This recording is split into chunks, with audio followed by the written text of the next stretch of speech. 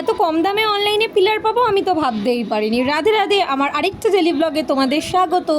ঘুম থেকে উঠে ডেলি রুটিন, এক বোতল জল খাওয়া, বাইরে একটু হাঁটতে হাঁটতে ব্রাশ করা, এভাবেই আমি আমার প্রত্যেক দিনের সকালটা শুরু করি। 6:30টায় ঘুম থেকে উঠে যাই, 7টা অবধি এই আধ ঘন্টা হাঁটাহাঁটি ব্রাশ করতে করতেই কেটে যায়, তারপরে পড়াতে চলে যাই।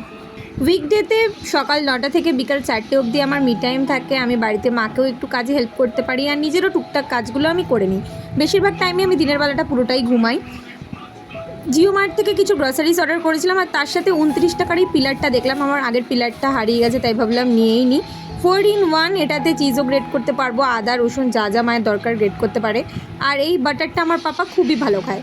সেদিন আমি একটুকুনি টলস কর্নারটাকেও গুছিয়েছিলাম মা অনেকবার বলার পর।